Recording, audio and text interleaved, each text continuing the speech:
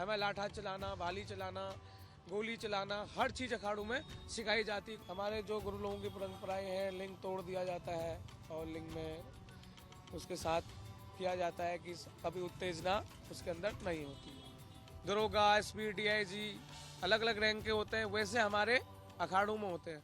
जो विद्वान होते हैं, आचार्य पीएचडी किए होते हैं, उनको महामंडलेश्वर की उपाधि देती है। हमारे लिए आप है बिजनेसमैन, आप हमें 10 रुपए देंगे, 50 रुपए देंगे, हम खाएंगे। हम कहीं नौकरी तो कर नहीं सकते, भस्मी लगा के कहीं ईंट तो नहीं ढो सकता। आपको अच्छा लगेगा?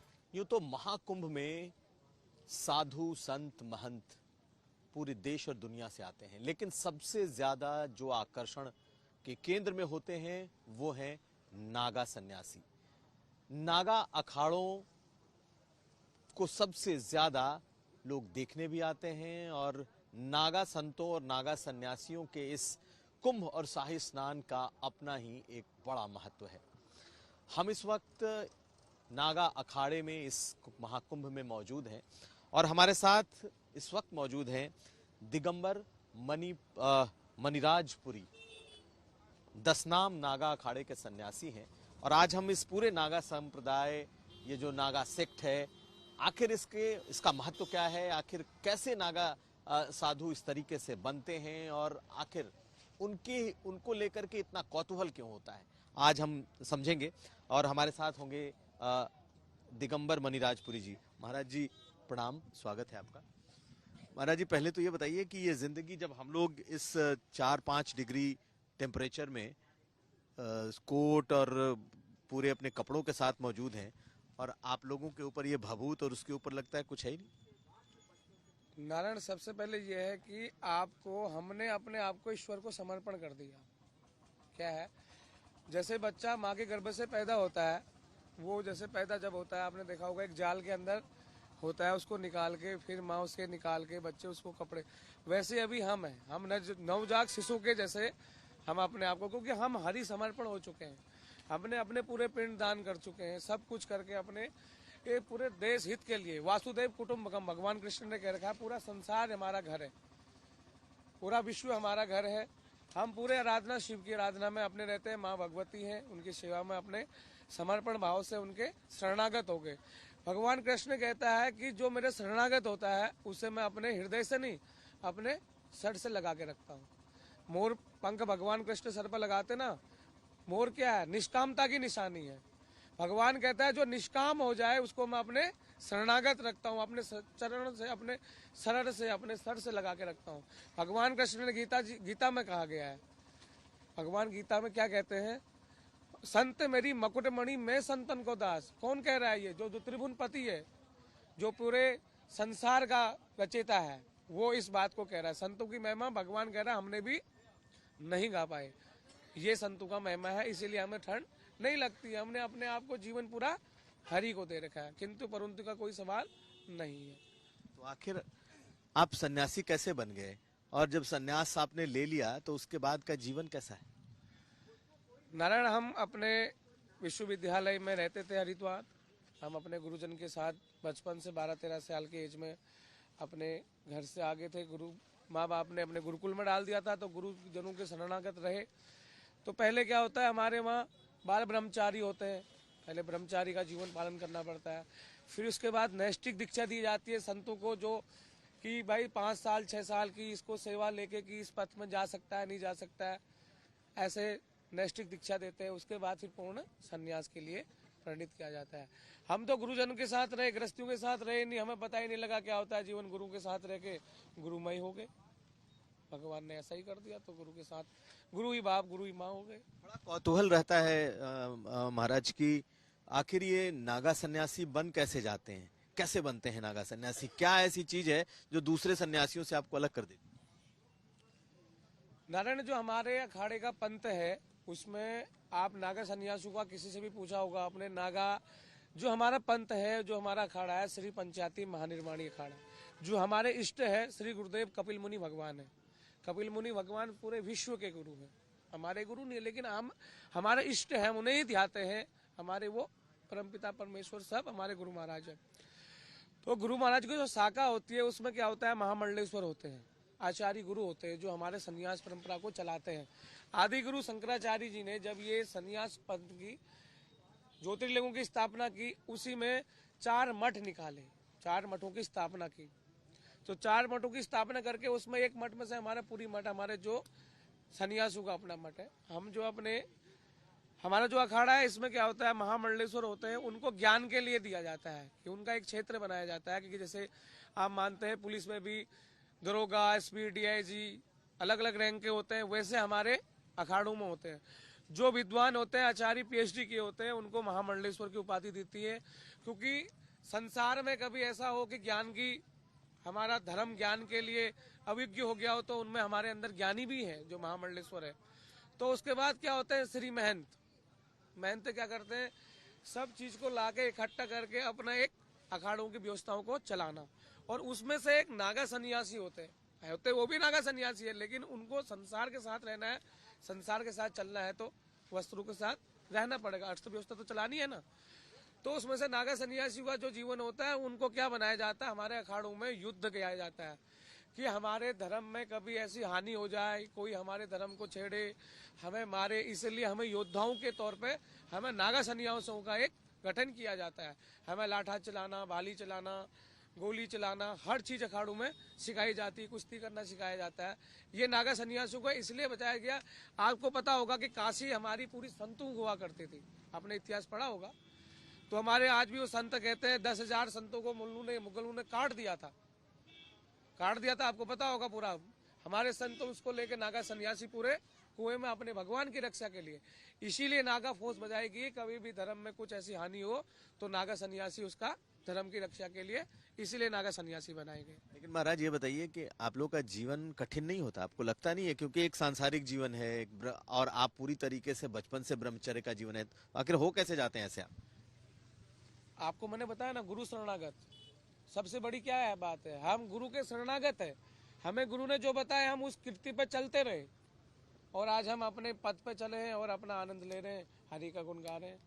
भजन करने के लिए सब गुरु है, सब मूर्ति है, सब दुनिया आ रही है, भजन करते हैं। नागा सन्यासियों के बारे में जो एक कॉमन सा कंसेप्ट होता है कि नागा सन्यासी नंग धड़ंग रहते हैं, पूरे जीवन नंग धड़ंग रहते हैं, उनको कोई फर्क नहीं पड़ता।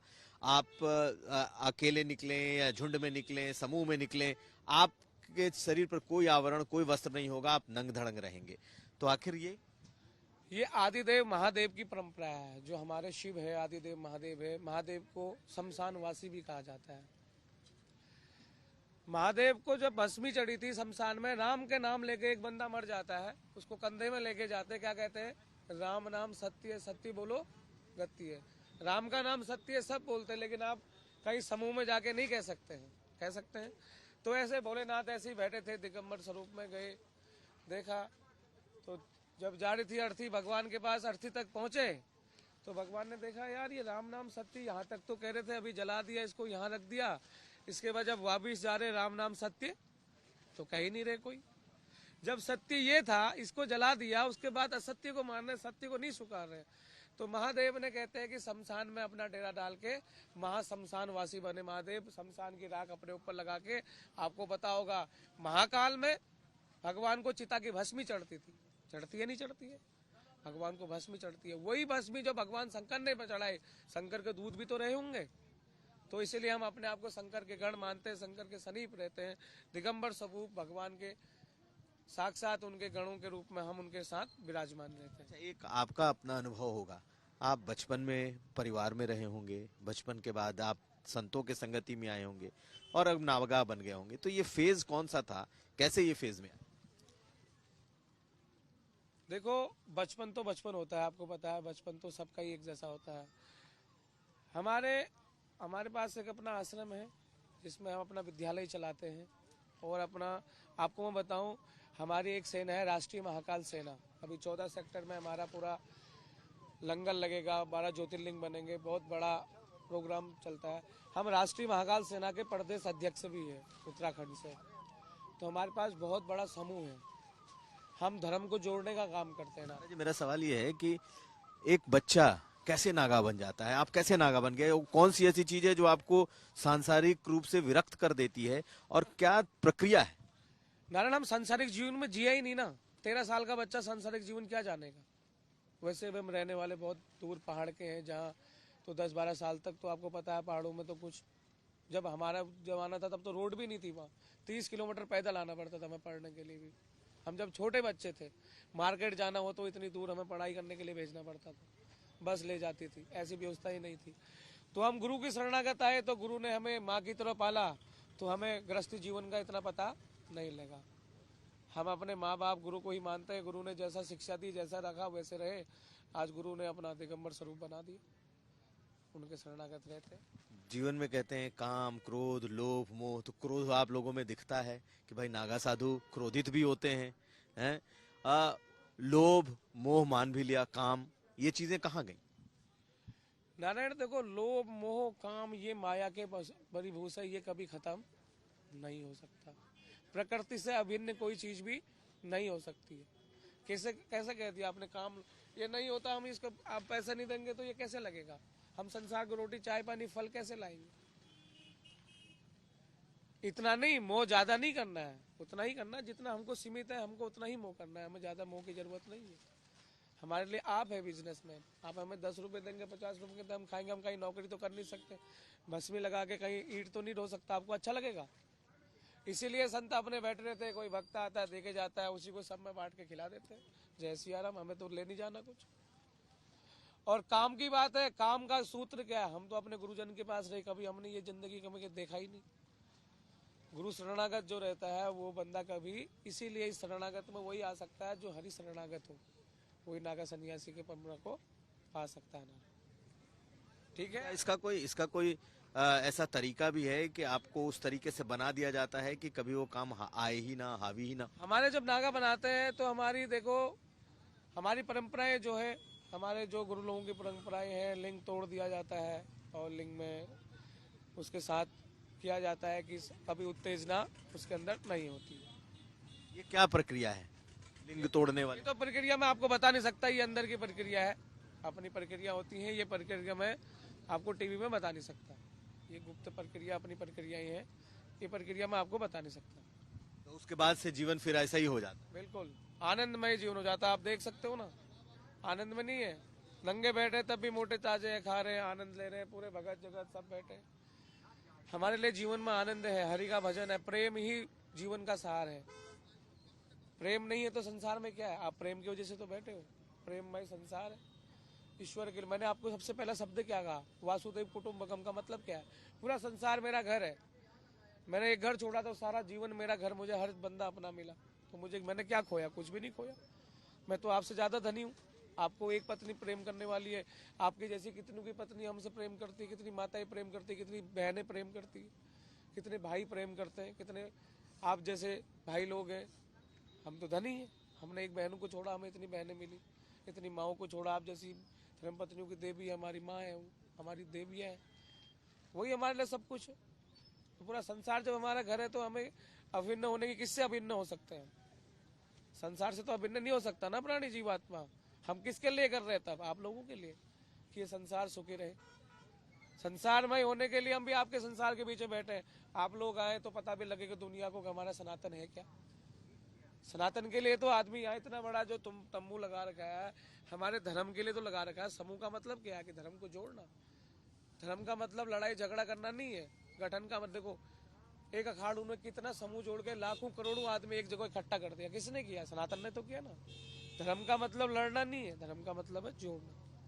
जय श्री राम। बहुत धन्यवाद महाराज बातचीत करने के लिए और अपना समझाने के लिए कि आखिर ये नागा संत संप्रदाय, साधु संप्रदाय है क्या। तो हमारे साथ मौजूद थे मणिराजपुरी नागा सन्यासी हैं और इन्होंने राष्ट्रीय महाकाल सेना के प्रदेश अध्यक्ष भी हैं उत्तराखंड से, और महाकाल सेना के जो राष्ट्रीय प्रदेश अध्यक्ष भी हैं राष्ट्रीय महाकाल सेना के, और इन्होंने ये बताया कि आखिर नागा सन्यासी होते क्या हैं, नागा सन्यासी बनते कैसे हैं और नागा सन्यासियों का उद्देश्य क्या है। कैमरामैन नीरज कुमार के साथ कुमार अभिषेक, महाकुंभ प्रयागराज आज तक।